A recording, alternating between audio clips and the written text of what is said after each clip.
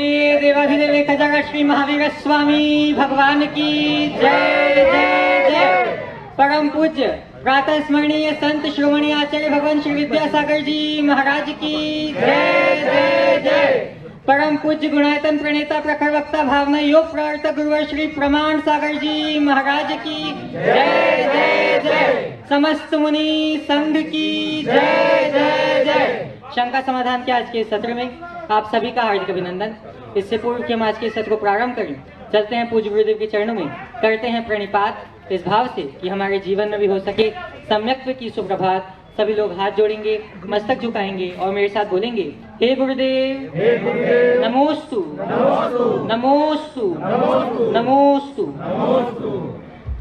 बंधुओं, जैसा कि आपको विदित ही है कि पूज्य गुरुदेव निरंतर छत्तीसगढ़ की इस पावन धरा पर विहरमान है और विहार करते करते कल परम पूज्य गुरुदेव का सत्संग का प्रातःकाल की वेला में बैकुंठपुर नगर में मंगल प्रवेश होने जा रहा है, जहां सुबह आहारचर्या संपन्न होगी और परसों 3 मार्च को दोपहर में पूज्य गुरुदेव का चिरमिरी में भव्य मंगल प्रवेश होगा, जहां दिनांक 4, 5, 6 तारीख को भव्य वेदी प्रतिष्ठा का कार्यक्रम संपन्न होने जा रहा है।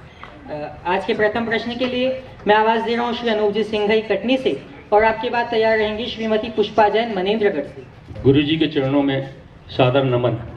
गुरु जी, जिस व्यक्ति ने कभी अपने जीवन में धर्म न किया हो और आचरण भी अच्छा ना हो, अंत समय में उसकी संलेखना होती है तो उसकी क्या गति होगी?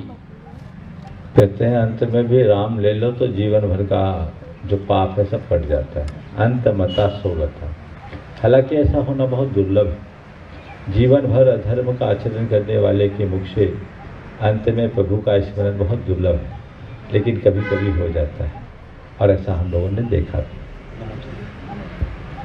श्रीमती पुष्पा जी जैन मनेन्द्रगढ़ से और आपकी बात तैयार रहेंगे गुरुदेव की दासानुदास अनिल जी जैन गढ़ाकोटा से। नमस्ते महाराज जी, नमस्ते महाराज जी। चलो महाराज जी, गृहस्थ जीवन में रह के आत्मा का कल्याण कैसे करें?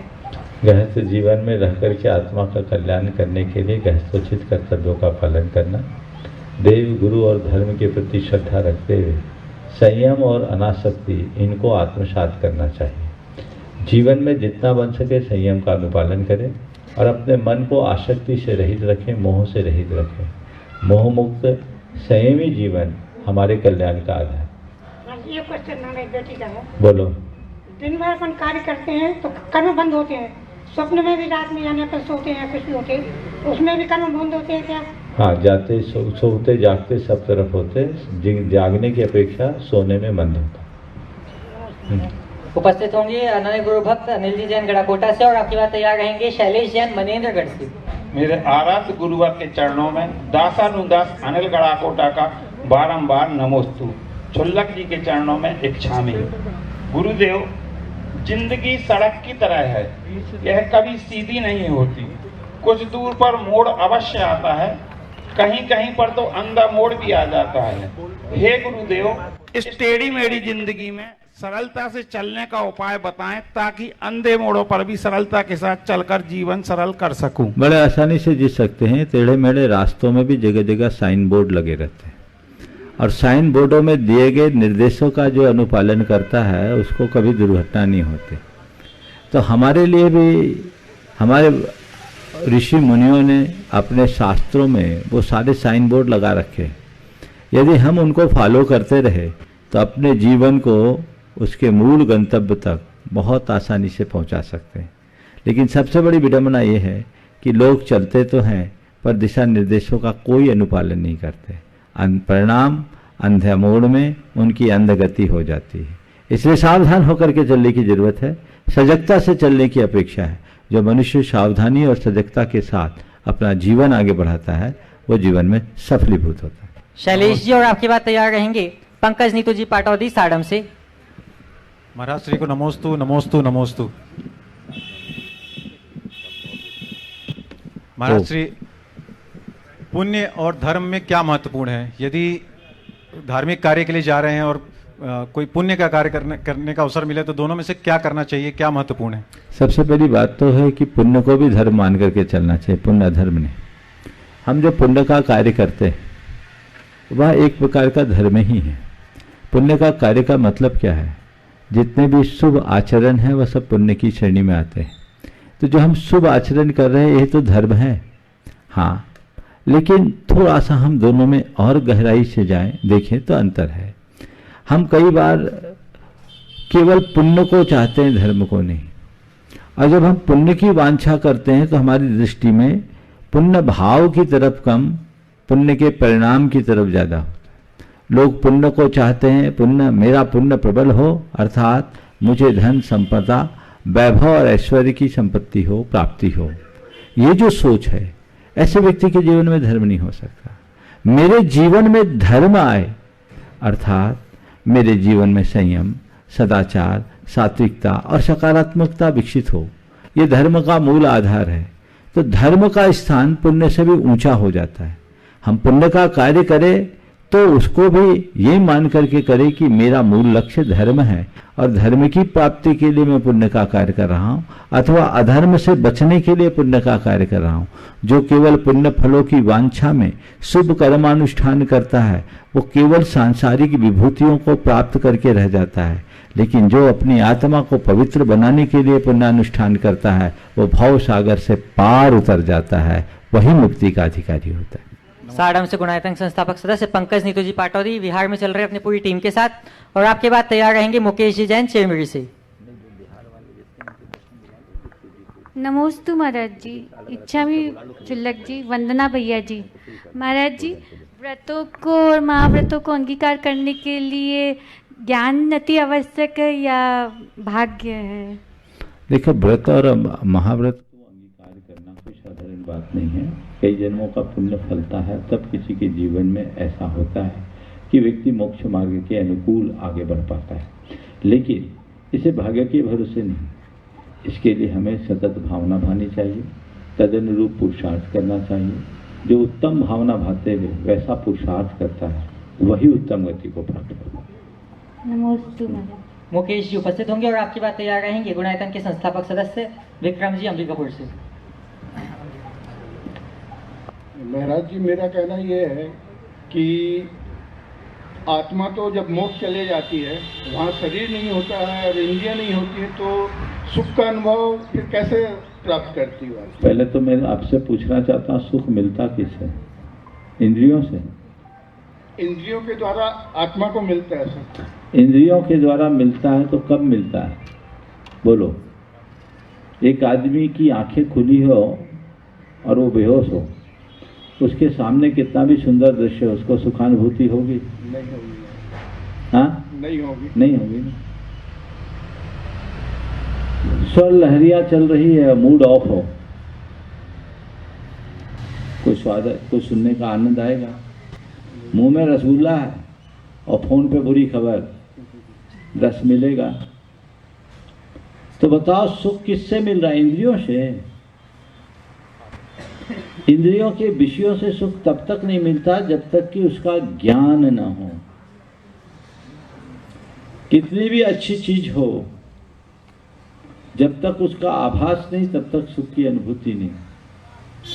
तुम्हारे पास 1 करोड़ रुपया हो और तुम्हें उसका पता ना हो, तुम्हें 1 करोड़ होने का सुख मिलेगा क्या? ज्ञान होने के बाद ही। तुम्हारी चेन खो गई हो और तुम्हें पता नहीं है, चेन खोने का दुख मिलेगा क्या? कब मिलेगा? जब पता चलेगा मेरी चेन कहाँ गई, फिर बेचैन हो जाओ। कहाँ गया? चेन गई फिर बेचैन। तो ये क्या हुआ? जो सुख और दुख है इसका मूल हमारा मुक्त आत्माओं के पास इंद्रियां नहीं पर ज्ञान होता है। उस ज्ञान के बल पर अतीन्द्रिय सुख का अनुभवन होता है। हमारे और आपके बीच का जो सुख है वो इष्ट विषयों की प्राप्ति से होता है और वो सीमित है, पर परमात्मा का जो सुख होता है वो विषयातीत होता है, इंद्रिय होता है, अतीन्द्रिय होता है और असीमित होता है। ज्ञान ही सुख का मूल आधार। अंबिकापुर से विक्रम जी जैन तैयार रहेंगे गुणायतन संस्थापक सदस्य शरद जी सरावगी कटनी से। नमोस्तु गुरुदेव। मेरा सवाल है गुरुदेव कि अमूमन कहा जाता है कि लोगों की जो किस्मत होती है बड़े शहरों में पत्ते के नीचे होती है और छोटे शहरों में पत्ते के नीचे होती है। इसमें कितना सत्य है, कृपया रोशनी डालें। मुझे नहीं मालूम कही और किस दृष्टि से कही कि बड़े शहरों के लोगों की किस्मत पत्ते के नीचे है और गांव देहातों में रहने वालों की किस्मत पत्थरों के नीचे होती है। जिसका भी ये वक्तव्य है उनका अपना दृष्टिकोण होगा, लेकिन मैं इस वाक्य में संशोधन करके एक संदेश दे सकता हूँ कि शहरों का जीवन सिर पर पत्तों के छप्परों जैसा है और गांव का जीवन सिर पर पत्थर की छत जैसा है। छप्पर कभी भी उखड़ जाएगा, छत कभी नहीं उखड़ेगी। पक्का बनो, रफ टफ जीवन होता है, उसमें जो आनंद है वो अन्यत्र नहीं। कहीं पर टेंट खड़ा करना हो तुरंत खड़ा हो जाता है, लुभावना भी दिखता है, नहीं होता। लेकिन छत बनानी हो तो काफ़ी समय लगता है, उतना खूबसूरत नहीं होता, लेकिन फिर भी एक बार छत बन गई तो लंबे समय तक छाया देती। इसी तरह जो सादगी से अपनी ग्रामीण संस्कृति के साथ जीता है वो सुरक्षित रहता है और आज के शहरों की आपाधापी और भागम भाग की जीवन शैली को जो अपनाता है तेजी से उभरता है और तेजी से उतरता है। नमोस्तु नमोस्तु। कटनी से शरद जी सराफ जी और आपके बाद तैयार रहेंगे संजीव पिंकू जी जैन कटनी से। गुरु जी दिगंबर जैन पंचायत का सभी मेरी तरफ से सबको आपको नमोस्तु नमोस्तु। गुरु जी धर्म का प्रभाव तो बढ़ रहा है, सभी कोई देख रहे हैं अपनी आंखों से, परंतु धर्म को तोड़ा मरोड़ा भी बहुत जा रहा है, ये भी देख रहे हैं अपन आंखों से। आप भी देख रहे हैं गुरु जी, जैसे कि आज ही और 2-3 दिन से अब भी चले देख रहा हूँ सभी बच्चे दाढ़ी रख रहे हैं। आप इसके बारे में कई बार बोल भी चुके, तो कोई धर्म के अंतर्गत ये हो रहा है क्या जरूरी है रखना? ऐसा सुनो नहीं गुरु जी, ये तो सुनो मेरी बात। तुमने बहुत अच्छा सवाल किया है, पहले तुम्हारे सवाल का उत्तर दो और बाद में उसके दूसरे पहलू का। धर्म की प्रभावना दिनों दिन बढ़ रही है, सच है, बिल्कुल सच है। और ये भी एक सच्चाई है कि धर्म को तोड़ा जा रहा है। लेकिन ये सब पेड़ जितना बड़ा होता है उसकी शाखाएं प्रशाखाएं जितनी फैलती है उसकी उतनी कटिंग भी उतनी होती है। लेकिन बात केवल इतनी सी है, जिस पेड़ की जड़ गहरी है कितना भी काटा छाटा जाए वो बढ़ते ही जाता है, बढ़ते ही जाता है। तो इन्हीं दिनों मेरा बिहार चल रहा था, जनवरी फरवरी के माह में। उधर केर और शांगरी के पेड़ बहुत होते हैं रेगिस्तान में, और दूसरे इस तरह के फलदार पेड़ इधर जैसे नहीं होते। मैंने देखा प्राय सभी पेड़ों को काटा छाटा गया था, एवं ठूट जैसा बना दिया गया। मैंने पूछा ये सब क्या है, सब पेड़ों को क्यों काटा जा रहा अंधाधुंध? लोगों ने बोला महाराज इन पेड़ों को जितना काटा जाता है ये उतने फैलते हैं, इनको इसलिए काटा जाता है कि आने वाले दिनों में जो अप्रैल मई में फसल आएगी वो उत्तम फसल आए। समझ गए? तो जो तोड़े मड़ोड़े मोड़ तोड़ने दो मड़ोड़ने दो, हम अपना स्थान तोड़ने मड़ोड़ने वालों में नहीं, हम तो धर्म के प्रकाश को फैलाने वाले में। नमोस्तु गुरुदेव, नमोस्तु नमोस्तु। हम प्रकाश को फैलाएं, जिनका जो काम है वो करेंगे, जिनके अंदर जो है वो वही जिएगा। लेकिन जिनके अंतरंग में धर्म होता है वह केवल और केवल धर्म के प्रकाश को फैलाने में तत्पर होता है। हमारा पुरुषार्थ धर्म के प्रकाश को फैलाने का होना चाहिए। अब जो तुम्हारा दूसरा सवाल है दाढ़ी की, इसको धर्म से जोड़ना उचित नहीं है। दाढ़ी न तो धर्म दाढ़ी रखने की बात करता है न धर्म दाढ़ी बढ़ाने की बात करता है। हाँ, अगर तो हम लोगों की अपेक्षा धर्म की बात करो तो केश लोच करने की बात जरूर हमारा घर करता है।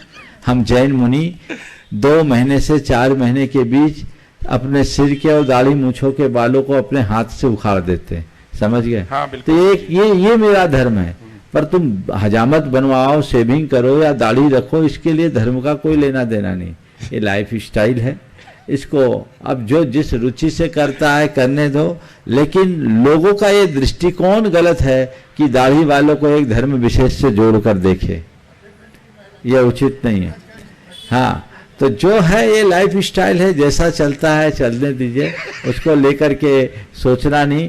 पुराने जमाने में राजा महाराजाओं की भी तो दाढ़ी होती थी, हमने पढ़ा है, देखा है, महाभारत और रामायण युग में जो ये होता था।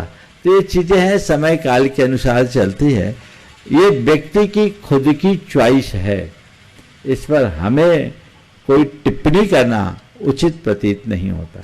नमस्ते गुरुदेव, नमस्ते। संजीव जी जैन पिंकू, और आपके बाद तैयार रहेंगे अभय कुमार जी जैन, शासकीय प्राथमिक शाला खांडा के प्रधान पाठक। मुनि श्री के श्री चरणों में बारंबार नमोस्तु, छुल्लक जी के चरणों में इच्छामि। महाराज श्री तुलसीदास जी का एक दोहा है जिसमें बताया है पाप और पुण्य दो बीज है और किसान जो बोता है वही काटता है। अब जाने अनजाने में हम कई बार पाप का बीज बो देते हैं जिसे हमारा पुण्य काटता है। तो क्या ऐसा ही पुण्य कमाने से हमारा पुराना पाप बैलेंस हो जाता है? और हम ऐसा क्या करें जिससे हमारा पुण्य मल्टीपल हो और जीवन रूपी यह खेत हरा भरा रहे? बहुत अच्छी बात है, तुलसीदास जी का दोहा है, तुलसी यह जग खेत है, पाप पुण्य दो बीज और सुख दुख दोनों फसल है, क्या बोना सो जान, ऐसा कहते हैं। तो ये बिल्कुल सही है, हम जो बोते हैं वही काटा जाता है। हमारे देश में एक बहुत पुरानी उक्ति है, जो बोओगे सो काटोगे, as you sow so shall you reap. जैसा बोओगे वैसा काटोगे, जैसी करनी वैसी भरनी। इस सच्चाई को हमें स्वीकार करना चाहिए। अब रहा सवाल, अगर हम अच्छा बोएं तो क्या हमारा पुराना जो बोया हुआ वो खत्म हो जाएगा? तुम्हारा सवाल यही है? जी, पुराना। मेरा तो ये कहना है कहीं खूब सारा कैक्टस उगा हुआ हो, वहां अच्छी फसल कैसे लहलहाएगी? जी। किसी खेत में गाजर घास पड़ी हो तो वहां तुम गेहूं की फसल कैसे लगाओगे? तो उसके लिए क्या करना है? पहले इस कैक्टस या गाजर घास को उखाड़ना है, भूमि को तैयार करना, और भूमि को तैयार करके फिर उसमें उर्वर बीज, उत्तम बीज बो। उर्वर भूमि में उत्तम बीज तेजी से पनपेगा और फिर तुम अपने इस जीवन के खेत में सुख की फसल लहलहा सकोगे। तो उसके लिए अपने मनोभूमि को शुद्ध करना होगा।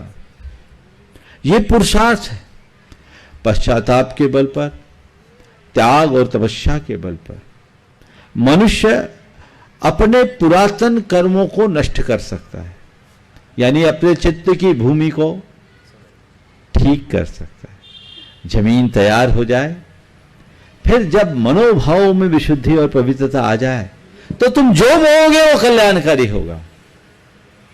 उसके लिए वैसा उद्यम चाहिए, पर ये मानकर चलना अंतर मन में पाप है, अंतस्करण कलुष है, और तुम ऊपर से धर्म के बीज बोते रहो, फलना नहीं है। वो बीज भी नष्ट हो जाएगा। यहां पर सब किसान है, किसान बीज बोने से पहले खेत तैयार करता है कि नहीं करता है? उसको जोतता है, बखरता है, उसके बाद बोता है। तो यही दृष्टि अपने भीतर होनी चाहिए जिससे जीवन को विकसित किया जा सके। अभय कुमार जी जैन, जो शासकीय प्राथमिक शाला खांडा के प्रधान पाठक हैं, जहाँ आज पूज्य गुरुदेव का रात्रि प्रवास चल रहा है, और आपके बाद तैयार रहेंगे मेघा जैन बैकुंठपुर से। महाराज जी के चरणों में 3 बार नमोस्तु नमोस्तु नमोस्तु। छुल्लक जी को इच्छामि इच्छामि इच्छामि। महाराज जी मेरे पिताजी भजन गाया करते थे, जो एक बार आपने बताया था, कुंजी और ये सब भजन गाया करते थे, बहुत धार्मिक थे। पर हम लोग जो आप बता रहे हैं उसका 80% तो बताते थे हम लोगों को, पर हम लोग उनकी बात नहीं मानते थे पढ़ाई भी करते थे और कुछ भी बोल देते थे पिताजी को। और कभी कभी तो वे बोलते थे कि हमने ऐसे क्या कर्म किए कि ऐसे बच्चे पैदा हुए, अब प्रायश्चित में क्या करें महाराज जी हम। जब जागो तभी सवेरा, अब भी सुधार लो तो उद्धार हो जाएगा। सोचो पिताजी बोलते थे, अच्छा बोलते थे, तुम्हें उनके जाने के बाद समझ में आए, तो जब नहीं समझे थे, ना समझते, तब बात नहीं मानी चलेगी। अब समझदार हो गए तो अब तो मान लो, अब आगे बढ़ो और लक्ष्य बनाओ, पुरुषार्थ जगाओ, मैं उसी रास्ते पर चलूँ। मेघा जी जैन बैकुंठपुर से। उनकी श्रीमती जी। मेरे को भी फैसला। हाँ बोलिए। महाराज जी, नमोकार मंत्र सब जगह पढ़ सकते हैं क्या? नमोकार मंत्र एक ऐसा मंत्र है जी, उसे कहीं भी किसी भी अवस्था में पढ़ा जा सकता है। अन्य मंत्रों में और नमोकार मंत्र में कुछ मौलिक अंतर है। अन्य मंत्रों को सिद्ध करना पड़ता है, नमोकार मंत्र स्वतः सिद्ध है। अन्य मंत्रों में या तो कोई बीजाक्षर होता है या कोई देवता होता है, नमोकार में न तो कोई बीजाक्षर है न कोई देवता है। अन्य मंत्र विरुद्ध कार्य में भी लग सकते हैं, लेकिन नमोकार मंत्र केवल शांतिक और पौष्टिक कर्म का ही काम में आता है, इसका कोई विपरीत फल नहीं मिलेगा। अन्य मंत्र के लिए हमें शुद्धि की जरूरत है, नमोकार मंत्र कहीं भी बोला जा सकता है। अन्य मंत्रों का एक अनुपूर्वी यानी क्रम है, नमोकार मंत्र को उल्टा सीधा बीच से कैसे भी बोल सकते हैं, ये इसकी विशेषता। नमोस्तु महाराज। मेघा जी उपस्थित होंगी बैकुंठपुर से। आगे आदित्य जी जैन बैकुंठपुर से अपना प्रश्न प्रस्तुत करेंगे और आपके बाद तैयार रहेंगे महेंद्र कुमार जी जैन मनेन्द्रगढ़ से। महाराज जी नमोस्तु। मेरा ये सवाल है कि आज के नौजवान ऐसा क्या काम करें जिससे धर्म प्रभावना भी हो और आजीविका भी चलती रहे? देखिए, नौजवानों को चाहिए पहले वो धर्म के मूलभूत स्वरूप को समझे और आध्यात्मिकता के साथ धार्मिकता को आत्मसात करे, अपने विचारों में अध्यात्म को प्रतिष्ठित करे और अपने आचरण में जितने भी हमारे रिचुअल्स है उसको पालन करें और पढ़ाई करे, व्यापार करे, जो कुछ करना है। अगर आचरण में पवित्रता आ गई तो अपने आप धर्म की प्रभावना होगी, उसके लिए ज़्यादा कुछ कहने और करने की आवश्यकता शेष नहीं रहेगी। नमस्ते महाराज। महेंद्र कुमार जी और आपके बाद तैयार रहेंगे सारिका जी कहाँ से? बिजुरी से। नमोस्तु महाराज जी। जिस व्यक्ति ने सारा जीवन धर्म संयम त्याग में बिताया है, संयम त्याग और धर्म में बिताया हो और अंतिम समय में अगर उसकी मति भ्रष्ट हो जाए, धर्म से विमुख हो जाए, तो उसकी क्या गति होगी? देखिए, जीवन भर धर्म संयम पालन करने वाला अंत में यदि उसकी मति खराब होती है तो वो दुर्गति का पात्र तो बनेगा, अच्छी गति नहीं होगी। अंत मता सो गता। लेकिन जीवन भर किया गया धर्म निष्फल नहीं होगा, वो वहाँ जाएगा ना, वहाँ का राजा होगा। मैं आपको एक प्रसंग बताता हूँ। एक बार बिहार करते करते मैं ग्वालियर के पास टेकनपुर छावनी में रुका था। मिलिट्री का एक बहुत बड़ा केंद्र है और भारत का सबसे बड़ा श्वान प्रशिक्षण केंद्र है। वहाँ के गेस्ट हाउस में हमारा प्रवास था।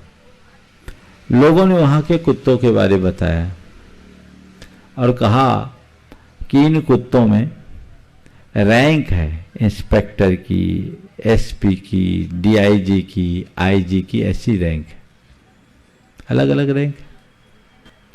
तो मेरे साथ चल रहे युवकों में से किसी ने पूछा, महाराज जी इन कुत्तों का तो बड़ा पुण्य है, जो रैंक कुत्तों की उनको सैलरी उस हिसाब से, यानी उन कुत्तों पर उतना खर्चा और उसी हिसाब का अधिकारी उनकी सेवा में लगता। तो मेरे से किसी ने पूछा, महाराज इन कुत्तों का तो बड़ा पुण्य है। मैंने कहा बिल्कुल इन कुत्तों का पुण्य है, पर थोड़ी सी मायाचारी कर दी सो कुत्ता बन करके आईजी डीआईजी बना। अगर निष्ठा से जिया होता और सही रास्ते में होता तो सच का आईजी डीआईजी बनता। तो जीवन में जो पुण्य किया वो फला, लेकिन कहां फला? बन तो गया ना कुत्ता। इसलिए अंत में अपने भाव संभालने का प्रयास करना, अंत तक भाव संभालने का प्रयास करना। भाव बिगड़ने से भाव बिगड़ता है, इसे कभी मत भूलना। नमोस्तु महाराज। सारिका जी उपस्थित होंगे और आपके बाद तैयार रहेंगे अशोक जी जैन बैकुंठपुर से। गुरु जी के चरणों में त्रिबार नमोस्तु नमोस्तु नमोस्तु। छुल्लक जी को इक्षामी, भैया को वंदना। महाराज श्री, मुझे अधिकतर सपने में भगवान जी और मुनिराज जी दिखते हैं और अधिकतर अशुद्धि के समय दिखते हैं, तो इसके लिए मैं इसका फल क्या समझूं? देखिए, इसका मतलब है कि आपका चित्त कहीं न कहीं गुरुओं और भगवान में रमा है जी। तो अव्यक्त चेतना में वो चीजें हैं आती हैं, अच्छी बात है जी। अशुद्धि के समय में भगवान को सपने में देखना, लेकिन सपने में तो आप शुद्ध थी जी, तो कोई दोष नहीं जी। नमोस्तु महाराज जी, नमोस्तु। बैकुंठपुर से अशोक जी जैन और आपके बाद तैयार रहेंगे अभिजीत चेतना जी जैन शिरोमणि संरक्षक गुणायतन। अभिजीत चेतना जी जैन अपना प्रश्न प्रस्तुत करेंगे और आपके बाद तैयार रहेंगे सीए शिवांग जैन मनेन्द्रगढ़ से। महाराज जी के चरणों में बारंबार नमोस्तु। महाराज जी, मेरा प्रश्न है कि जैसे भारत का जो राष्ट्र ध्वज है उसमें हर कलर का अपना इंडिकेशन है, ऐसे ही जो अपना जैन ध्वज है जैसे जो हम लगाते हैं उसमें विभिन्न कलर हैं और बीच में जो उसमें स्वस्तिक और वो बना हुआ है, उसके क्या मायने हैं? देखिए, जैन ध्वज में जो 5 रंग दिया है, हालांकि जैन ध्वज केसरिया भी है, दोनों मान्यता है। 5 रंग का जो ध्वज है इसके पीछे एक बहुत बड़ा विज्ञान। जैन धर्म के अनुसार कलर का जो मूल रूप है वो 5 ही है। सोलर स्पेक्ट्रम में 7 जाते हैं पर ओरिजिनल प्रॉपर्टी 5 है। जितने भी मैटर है उसमें मूलतः 5 कलर होते हैं, श्वेत, रक्त, पीत, श्याम और कृष्ण। ये 5 रंग है। ये 5 रंग जैन धर्म के अनुसार 5 परमेष्ठी का द्योतक है।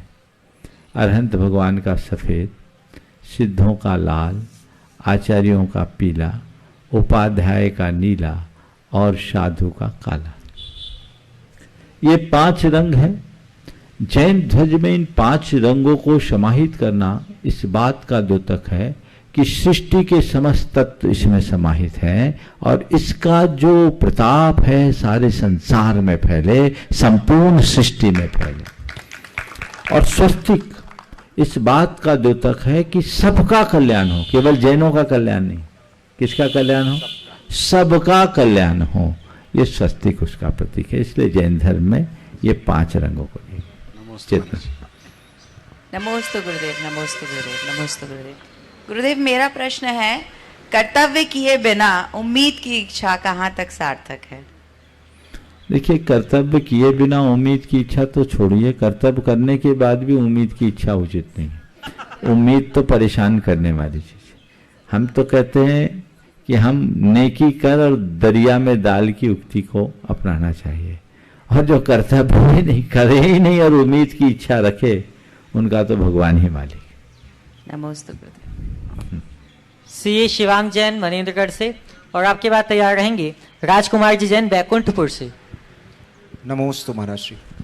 महाराज श्री, मेरा प्रश्न है कि अक्षय अनंत राशि निश्चित है, ना कोई आ रहा है ना कोई जा रहा है इस संसार से, तो अगर सिद्ध परमेश्वरी जो मोक्ष चले गए हैं तो क्या वो भी इस अक्षय अनंत राशि के अंदर ही गिने जाते हैं, और गिने जाते हैं तो क्यों?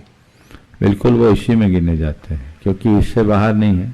पर शायद आप एक और सवाल करोगे इसके बाद कि फिर ऐसे होगा तो संसार खाली नहीं हो जाएगा, सब सिद्ध हो जाएंगे, संसार में एक भी जीव बढ़ेगा नहीं, और जितने संसारी मुक्त हो जाएंगे तो एक दिन संसार खाली हो जाएगा। चिंता होगी, है ना। मैं आपकी चिंता का निवारण कर देता हूँ। देखिए, जीव राशि अनंत है, अनंत का कभी अंत नहीं होता। अनंत उसे कहते हैं जिसमें आय ना हो, व्यय होते रहे, फिर भी जो अव्यय अर्थात ज्यों का त्यों बना रहे। जैसे भविष्यकाल, भविष्यकाल कितना है बोलो? अनंत अनंत अनंत है ना। हर पल भविष्य से एक एक समय निकलकर वर्तमान से होते हुए भूत में जा रहा है जी। जा रहा है जी। आज मैं पूछ रहा हूँ भविष्यकाल कितना है तो क्या बोलोगे? अनंत। कल पूछूंगा तो क्या जवाब दोगे? अनंत। परसों पूछूंगा तो क्या बोलोगे? अनंत। आज से अनंत काल बाद पूछूंगा तो क्या बोलोगे? अनंत। हाँ, अनंत। इसलिए कहते हरि अनंत, हरि कथा अनंता। चलिए, नमोस्तु महाराज, नमोस्तु। राजकुमार जी जैन बैकुंठपुर से नहीं।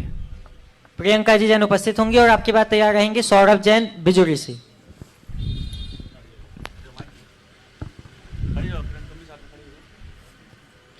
महाराज जी के चरणों में नमोस्तु नमोस्तु नमोस्तु। छोलक जी के चरणों में इच्छामी।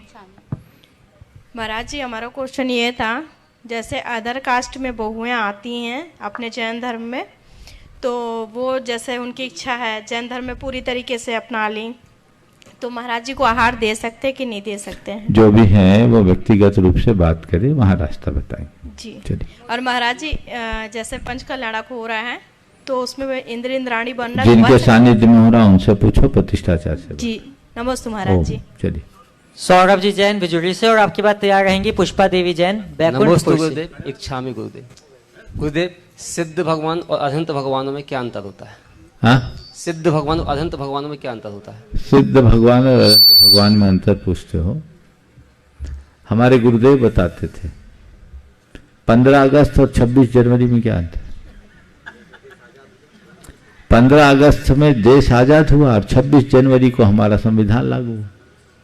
अनंत अवस्था यानी आजादी की घोषणा और सिद्ध अवस्था यानी संविधान की उपलब्धि। इसे मैं एक दूसरे उदाहरण से समझाता हूं। अनंत अवस्था जीवन मुक्ति का नाम, सिद्ध अवस्था देह मुक्ति का नाम। अनंत अवस्था की बात करने योग्य सारा काम हो चुका होता है, केवल शरीर बचता है। जब तक आयु कर्म होता है तब तक वो संसार में टिके रहते हैं। आयु के पूर्ण होते ही शरीर से संबंध छूटता है और आत्मा सिद्धालय में विराजमान हो जाती है। इसे ऐसे समझे, किसी व्यक्ति को आजीवन कारावास था और जज ने उसे सजा मुक्त घोषित कर दिया और ये सूचना उसे मिल गई, जो अभी कैद में है, कारावास में ही है जेल में, लेकिन अपने आप को क्या सोच रहा है? वो अब मुक्त महसूस कर रहा है? नहीं, मैं मुक्त हो गया, घोषणा हो गई, अब कुछ फॉर्मेलिटीज बाकी है। जब फॉर्मेलिटी पूरी होगी तब वो जेल से बाहर आएगा। पर जेल में होकर के भी जेल से मुक्त है कि नहीं? ऐसी अरहंत अवस्था संसार के जेल से मुक्ति की घोषणा है और सिद्ध अवस्था संसार के कारा से बाहर निकलना, ऐसा समझ। नाम होता है क्या? नहीं। महाराज जी के चरणों में त्रिवार नमोस्तु नमोस्तु नमोस्तु। महाराज जी, आवश्यकताओं की तो पूर्ति, बोलो। आवश्यकताओं की पूर्ति तो हो जाती है पर इच्छाओं की नहीं, क्यों? आवश्यकताओं की पूर्ति हो जाती, इच्छाओं की नहीं होती। ये जीवन का एक बड़ा सत्य है, इसलिए इसे समझो और आवश्यकताओं के अनुरूप जीवन जीने का अभ्यास करो। इच्छाओं पर नियंत्रण रखने की कोशिश करो। सिम्मी जी जैन मनेन्द्रगढ़ से। जो व्यक्ति हमारा दिल दुखाते हैं, अपमान करते हैं, हमें नीचा दिखाते हैं, उस समय हमारे भाव उसके प्रति कसायिक हो जाते हैं। पर हम ऐसा क्या करें जो जब हम भाई हमारा अपमान कर रहे हैं तो हम उस समय अपने भाव कैसे रखें? कोई हमारा दिल दुखाए, अपमान करे और हमें नीचा दिखाने की चेष्टा करे, करने दीजिए। हम अपने आप को अपमानित महसूस न करें, पहला प्रयास। हम उससे अप्रभावित रखें। दूसरा, मेरे विरुद्ध आचरण न करे, ये मेरे हाथ में नहीं है। पर मुझे कोई कितना भी बोले मैं अनसुना करूं, ये तो मेरे हाथ में है ना। तो कोई दिल दुखाता है तो क्या मेरे दिल पे हाथ रखता है? बोलो। नहीं। मेरी छाती पे चलता है? नहीं। वो तो नहीं चल रहा है ना। लोग तो हमने अपने आप ने लिया है ना। हम उसे अनसुना करें, उससे अप्रभावित रहने की कोशिश करें। यदि मनुष्य स्वयं को इस सामर्थ्य से भर ले तो कभी दुखी होगा ही नहीं। हम लोग कहते हैं कि सामने वाला हमें दुखी करता है। मुझे लगता है ये बात ठीक नहीं है। हम खुद दुखी होते हैं। हम अनसुना करें, अप्रभावित रहे, कोई कितना भी अपमान करे, हम अपने आप को अपमानित महसूस न करें। हमारा रास्ता अपने आप प्रशस्त हो जाए। महाराज जी, मेरा प्रश्न है कि मुनिराजों को चर्या पालन करते हुए भी निद्दति निकाचिति कर्मों का बंध होता है क्या? अगर होता है तो क्या तपस्या करने से इनको काटा जा सकता है? देखिए, मुनि महाराजों को आम जनों जैसा कर्म नहीं बनता, उनको कर्म बहुत हल्का बनता है, समझ गए? लेकिन उनकी आत्मा में ऐसे कर्म पहले से रहते हैं और उन कर्मों को सबको भोगना ही पड़ता है। ठीक है? ओम। 400 घर के पटेल हैं, जिसमें 10 घर के अपने जैन समाज को मानते हैं सबसे ज़्यादा, और वो चाहते हैं कि हम मंदिर से पूरा भजन आरती और अभिषेक करना चाहते हैं, तो मतलब कर सकते हैं हमारा? गुरुओं से मार्गदर्शन लेके कराया जा सकता है। गांव के लोग इकट्ठे आके बात करें फिर बता देंगे, स्वीकार करना चाहिए। हाँ दीजिए उनको। जी महाराज जी प्रणाम। हाँ बोलिए, अपना नाम बोल दीजिए। मेरा नाम अजय मिश्रा है। हाँ बोलिए। महाराज जी, बच्चा जो छोटा वाला है मेरा, उसका जन्म से किडनी ब्लॉकेज था, उसका रायपुर में इलाज कराया, इलाज ठीक नहीं हुआ, अभी बेलूर में इलाज चल रहा है, तो क्या पूर्णतः स्वस्थ होगा उसका जन्म? देखो मैं भविष्य वक्ता तो नहीं, पर मैं अपनी सद्भावना आपके साथ रखता हूँ, आशीर्वाद देता हूँ जी महाराज। और एक कहूँगा कि कोई टोने टोटके तंत्र मंत्र के चक्कर में मत पड़ना, जी मेडिकल एड लो, भावना भाव, बच्चा ठीक हो जाए। आशीर्वाद। प्रणाम। ओ अपना नाम बोलिएगा। मेरा नाम आशीष कुमार दुबे है। हाँ। मेरा चित्त शांत नहीं रहता, उसके लिए क्या उपाय है? देखिए उसके लिए कुछ अभ्यास करना होगा। अपने चित्त को शांत करने के लिए 4 उपाय कीजिए। सबसे पहला उपाय तो सत्संग करना शुरू कीजिए। सत्संग आज वर्चुअली आप सत्संग हर जगह कर सकते हैं, इसलिए सत्संग का अभ्यास कीजिए, जितना बन सके सत्संग अधिक से अधिक करने की कोशिश कीजिए।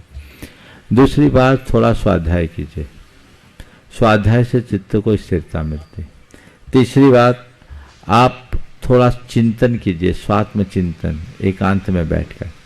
और चौथी बात, रोज आत्म समीक्षा कीजिए, बैठिए एकांत में और देखिए आज सुबह से मैंने क्या क्या गलत किया, और जो भी गलत किया है उसकी निंदा कीजिए और मन ही मन संकल्प लीजिए अब मैं इसकी पुनरावृत्ति नहीं करूँगा। आपका चित्त शांत हो जाएगा। दीजिए। प्रणाम महाराज। मैं पूरनचंद जैन चिरमिरी से सभी लोगों को सादर आमंत्रित करता हूं कि महाराज श्री जी का आशीर्वाद मिल चुका है।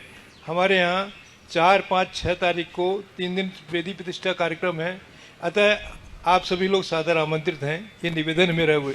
बहुत सुंदर। और सवाल भी है।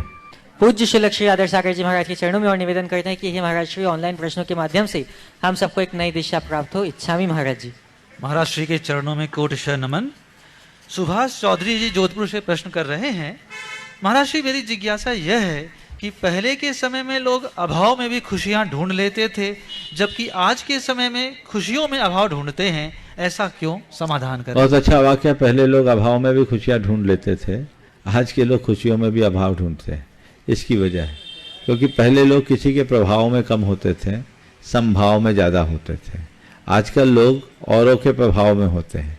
जब हम औरों के प्रभाव में आ जाते हैं तो हमें हमारा अभाव खटकने लगता है, और जब अभाव खटकने लगता है तो हमारी खुशियाँ गायब हो जाती है। हम अपनी खुशियों को बरकरार रखना चाहते हैं तो हम अभाव की अनुभूति से बचें, और अभाव की अनुभूति से बचना है तो किसी के प्रभाव से प्रभावित ना हो। डॉक्टर साधना बंसल इंदौर से प्रश्न कर रही हैं, गुरुदेव वैज्ञानिक जीरो से इन्फिनिटी की यात्रा के रहस्य खोज रहे हैं, मोटिवेशनल स्पीकर भी आजकल इस पर बोलते हैं, आध्यात्मिक दृष्टि से यह यात्रा कैसे होती है, इसको हमारे जीवन में कैसे प्रयोग में लाएं? आध्यात्मिक की दृष्टि से शून्य की अनंत की यात्रा, शून्य से अनंत की यात्रा जो बात की जाती है, मैं तो इसे एक प्रतीकात्मक रूप में देखता हूँ। हमारा जीवन शून्य है और मुक्ति अनंत है। यदि हम अपने शून्यमय जीवन को अध्यात्म के साथ जोड़कर अपनी आध्यात्मिक चेतना का विकास करते हैं तो अपने आत्मगुणों की पूर्ण अभिव्यक्ति में समर्थ होते हैं।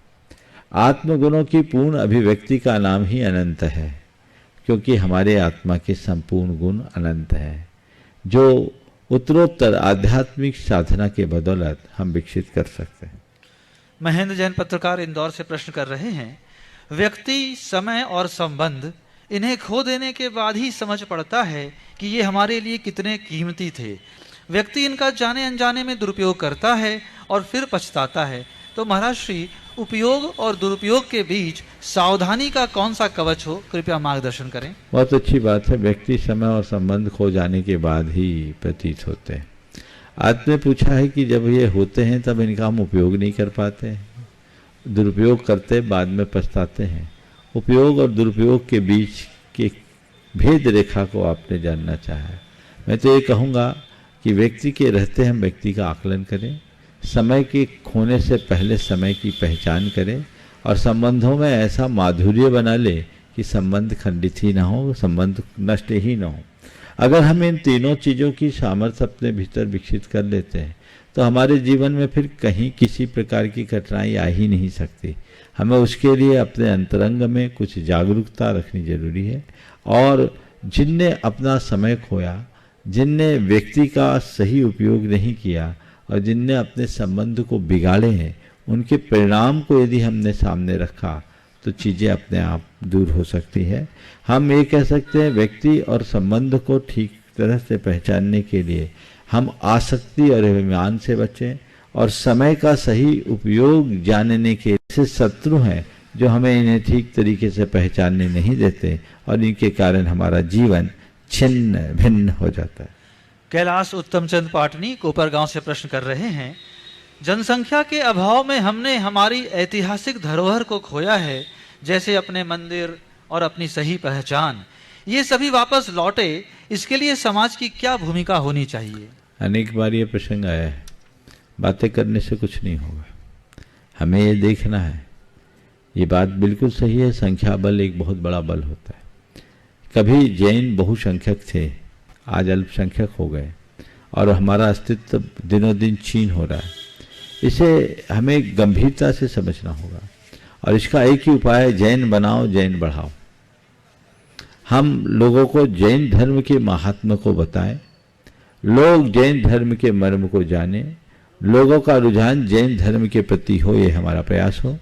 और हम जो जैन हैं वे संतति को बढ़ाने की कोशिश करें, क्योंकि संतति से ही संस्कृति का विकास होता है।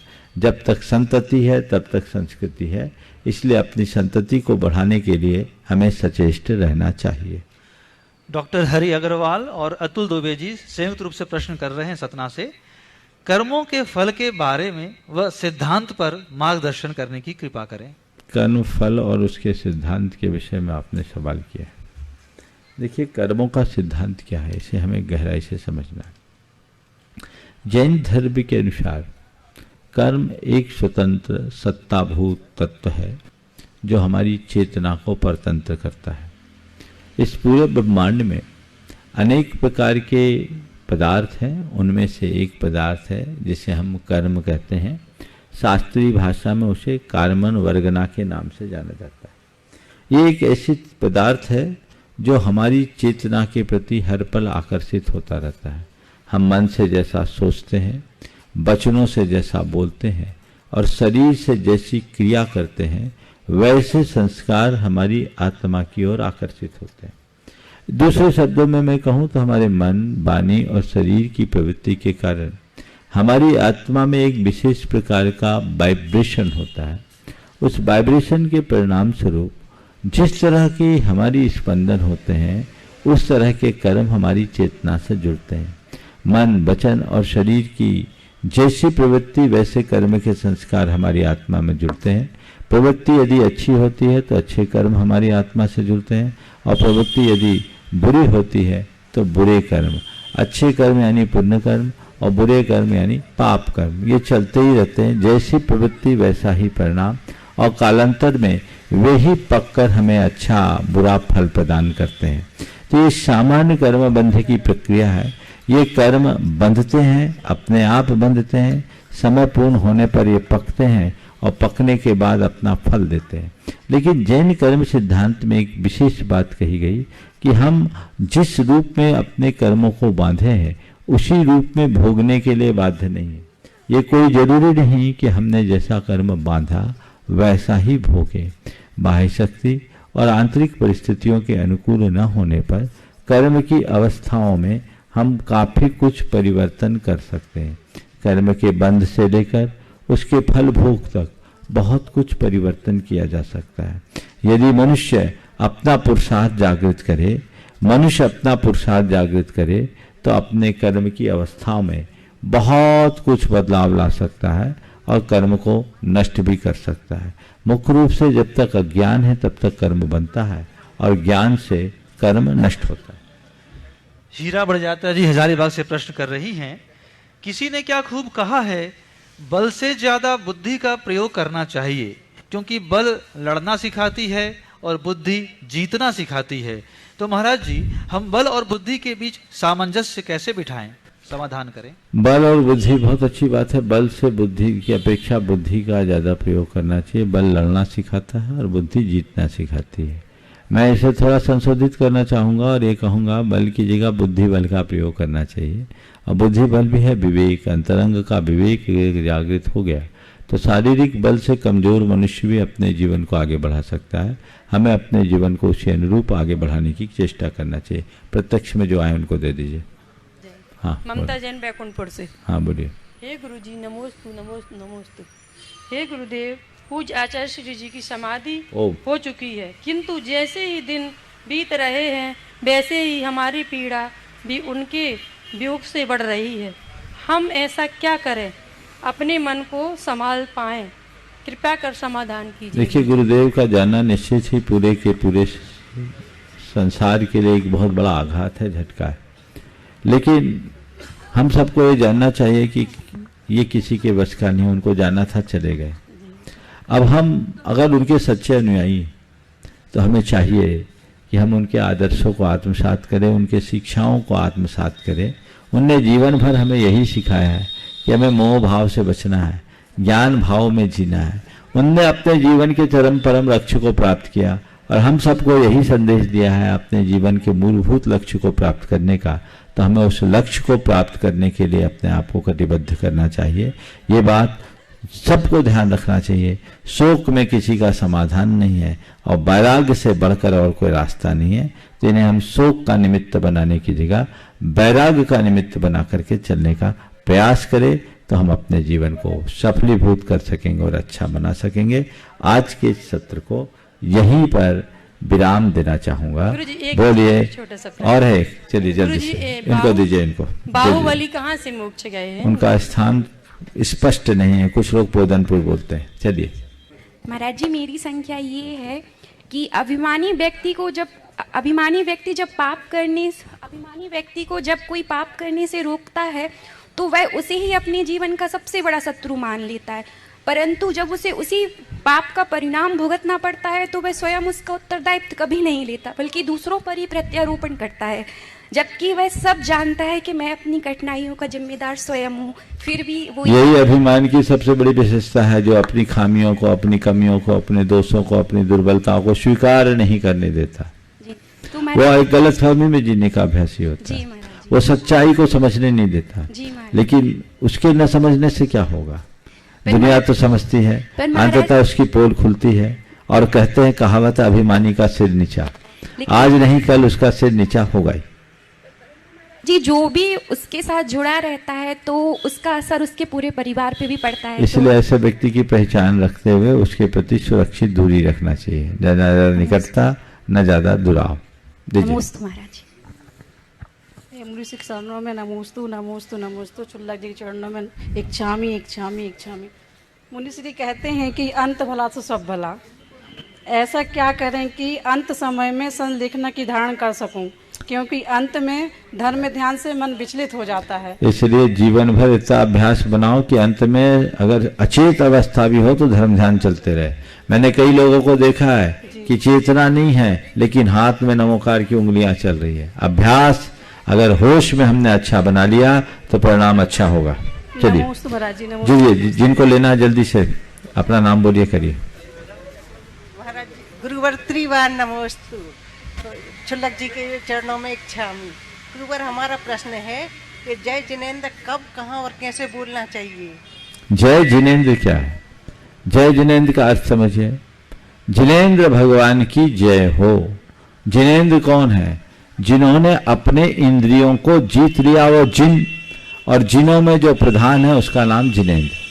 तो हम जय जिनेंद्र यानी जिनेंद्र भगवान की जयकार बोलते हैं, इस अर्थ में कि हम एक दूसरे के अभिवादन में भी जय जिनेंद्र बोलते हैं, जिनेंद्र की जयकार बोलते हैं। यानी एक दूसरे को जय जिनेंद्र कहने का आशय यह है कि हम भी उन्हीं के अनुयायी हैं जिनके तुम अनुयायी हैं। सब जगह बोलो जय जिनेंद्र, सब जगह जिनेंद्र भगवान का मार्ग प्रवर्तित होते रहे और सभी उनका अनुकरण करे, इस भाव से जय जिनेंद्र बोला जाता है। बोलिए।